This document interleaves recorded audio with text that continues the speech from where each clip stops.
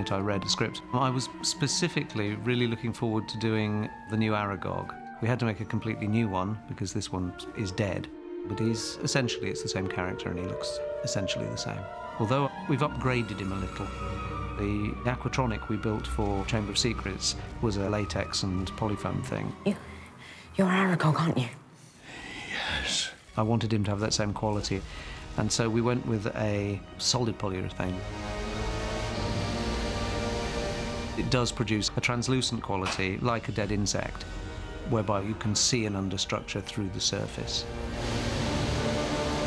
Because we wanted this translucent surface, we had a team of people who were literally just filling the moulds after it was sculpted and moulded. And there were sort of 4 or 5 people just continuously producing the pieces. Once you produce them, you then have to artwork them. So we were airbrushing a colour scheme into this polyurethane. We were also flocking it in places, whereby we can put a nice fuzz into places and direct where this fuzz goes.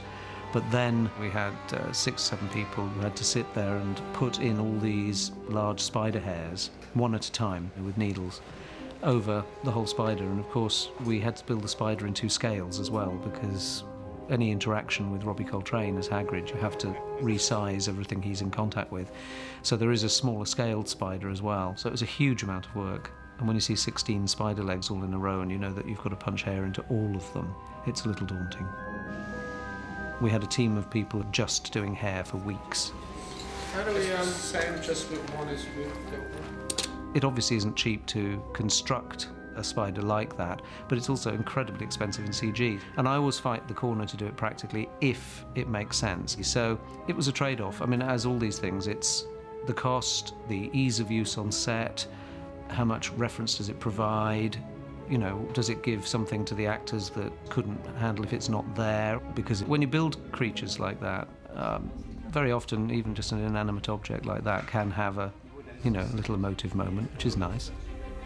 But because Hagrid literally has to push him in, we had to make him so heavy because he had to move as something that heavy would move. He needed, you know, dead weight. So we ended up building a very, very strong, heavy version that weighed 3/4 of a ton and moved beautifully and landed in the pit and survived.